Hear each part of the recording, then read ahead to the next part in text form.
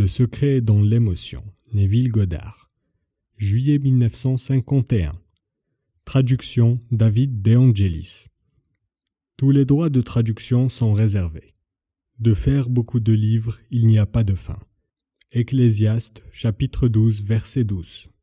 Celui qui se perfectionnerait dans quelque art que ce soit, qu'il se livre à la lecture d'une œuvre sûre et certaine sur son art plusieurs fois, car lire plusieurs livres sur votre art produit la confusion plutôt que l'apprentissage. Vieux dicton. Contenu. Avant-propos. Chapitre 1. Le droit et son fonctionnement. Chapitre 2. Sommeil. Chapitre 3. Prière. Chapitre 4. Esprit-émotion. Avant-propos. Ce livre s'intéresse à l'art de réaliser votre désir. Il vous donne un compte-rendu du mécanisme utilisé dans la production du monde visible. C'est un petit livre, mais qui n'est pour autant léger. Il y a un trésor en lui, un chemin clairement défini pour la réalisation de vos rêves.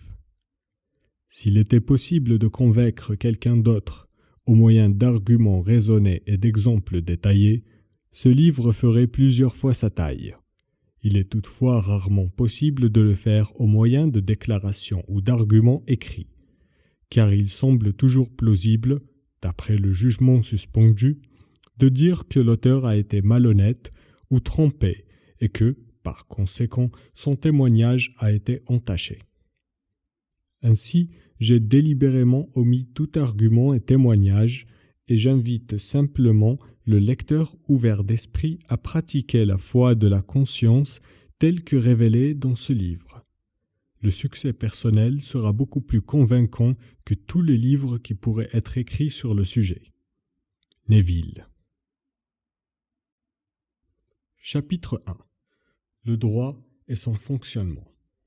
Le monde et tout ce qui s'y trouve est l'objectification de la conscience conditionnée de l'homme. La conscience est la cause et la substance du monde entier. C'est donc vers la conscience que nous devons nous tourner si nous voulons découvrir le secret de la création. La connaissance de la loi de la conscience et de la méthode de fonctionnement de cette loi vous permettra d'accomplir tout ce que vous désirez dans la vie. Armé d'une connaissance pratique de cette loi, vous pouvez construire et maintenir un monde idéal. La conscience est la seule et unique réalité, non pas au sens figuré, mais en réalité. Cette réalité peut, par souci de clarté, être comparée à un courant qui est divisé en deux parties, le conscient et le subconscient. Afin d'opérer intelligemment la loi de la conscience, il est nécessaire de comprendre la relation entre le conscient et le subconscient. Le conscient est personnel et sélectif.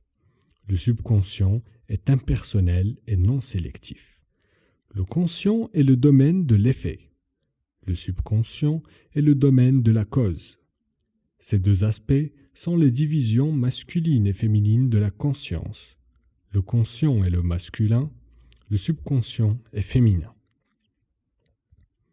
Le conscient génère des idées et les imprime au subconscient. Le subconscient reçoit des idées et leur donne forme et expression.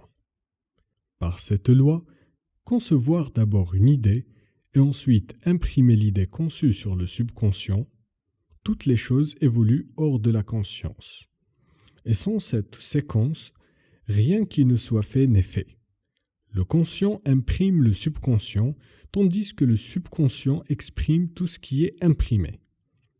Le subconscient n'est pas à l'origine des idées, mais il accepte comme vraies celles que le conscient ressent comme vraies.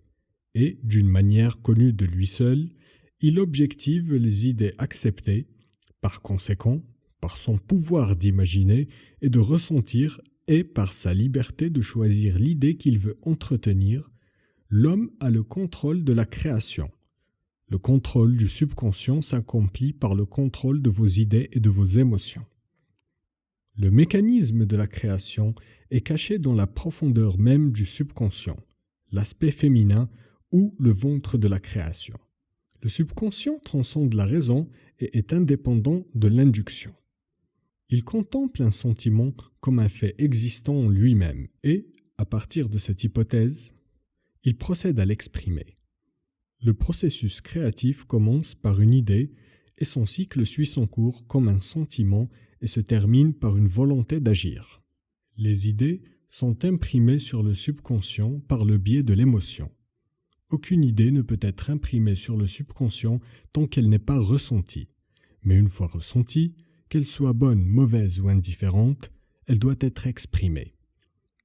L'émotion est le seul et unique moyen par lequel... Nous espérons que vous avez apprécié cet aperçu. Pour continuer à écouter ce livre audio sur Google Play Livres, utilisez le lien dans la description de la vidéo.